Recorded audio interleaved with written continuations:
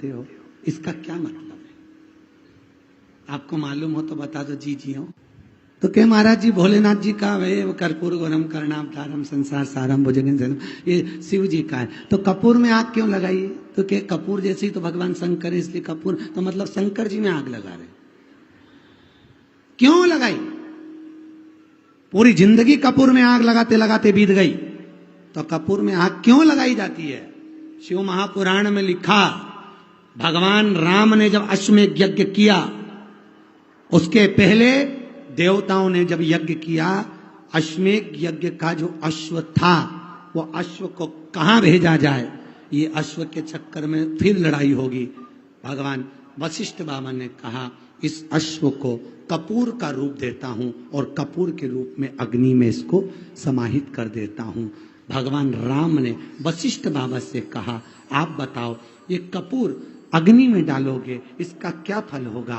भगवान वशिष्ठ जी ने कहा, आज मैंने अश्वमेध यज्ञ के अश्व को कपूर बनाकर अग्नि में डाला है, इसलिए जिसके यहां आरती के बाद में कपूर जलाया जाएगा, उसको एक अश्वमेध यज्ञ का पुण्य फल तुरंत मिल जाएगा। वो अश्वमेध यज्ञ का फल पाने के लिए कपूर लगाया जाता है, और वो एक क्षण के लिए लगाया जाता है। जब तक कपूर जले तब तक थाली को नीचे नहीं रखा जाता, ये नियम है। हेलो, हाँ भैया, थोड़ा उनसे फाइनल डिसीजन पूछ ले, चालू आज के होगा जमाने कि में तो नहीं आरती होगा? चालू हो, जब से कपूर लगा के बैठ जाओ, क्योंकि हवा इतनी चल रही है, कब बुझ जाए। गलत है, शास्त्र विधान के विरुद्ध, उसकी कोई विशेष। फोन तो बड़े फोन में ही है। आज ठीक ठीक। ये दो बहन की आपस में, ये दो बहनों की कभी नहीं बनी। एक दो बहन का जोड़ा ऐसा है जो गड़बड़ है। एक माता पार्वती और उनकी बड़ी बहन, जम के बोलो, गंगा, और दूसरी यमुना और उनकी छोटी बहन ताप्ती। क्या नाम था? ताप्ती। ये दोनों की कभी नहीं। गंगा ने, पार्वती और गंगा के बीच में विवाद हुआ, आपको कथा में सुनाया। ताप्ती और यमुना के बीच में भी विवाद हुआ।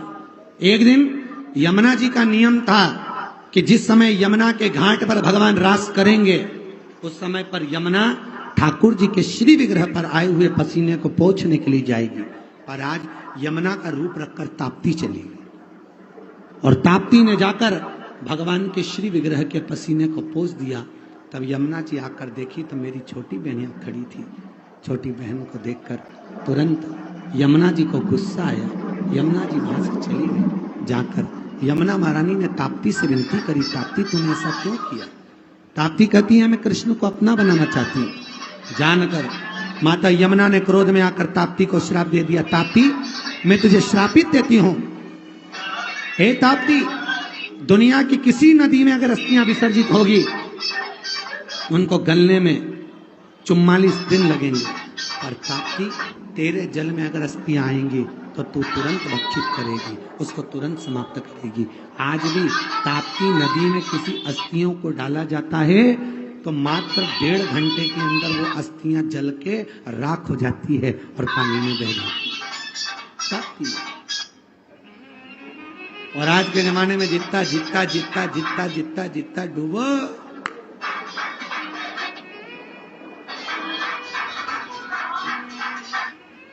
क्यों? पहले के जमाने में वास्तु नहीं होता था दोष, पहले के जमाने में पितृदोष नहीं होता था। क्यों? क्योंकि घर की मां घर के परिंदे में से, मटके में से लोटा भरती थी, और घर का रसोई घर घर के बीच होता था। पूरे घर में परिंदा पितरों का स्थान होता था। वहां से पानी भरकर पूरे घर में से निकलकर शंकर जी को चढ़ाने जाती थी। तो उसी लोटे में परिंदे का पानी जाता था तो पितृदोष, और घर में से निकल के जाती थी तो वास्तु दोष, दोनों शंकर को समर्पित हो जाते थे। इसलिए दोनों दोष घर में नहीं होते। आज के जमाने में मंदिर का ही लोटा, मंदिर का ही पानी, और मंदिर का ही सब।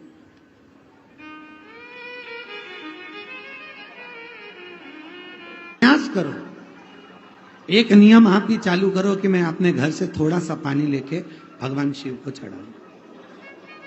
तुम्हें बाथरूम बदलने की जरूरत नहीं पड़ेगी, बेडरूम बदलने की जरूरत नहीं पड़ेगी, तुम्हें किसी वास्तु शास्त्री को बुलाने की जरूरत नहीं पड़ेगी, और ना किसी पितरों की पूजन कराने की जरूरत पड़ेगी। आप अगर नियम बना लो कि घर के परिंदे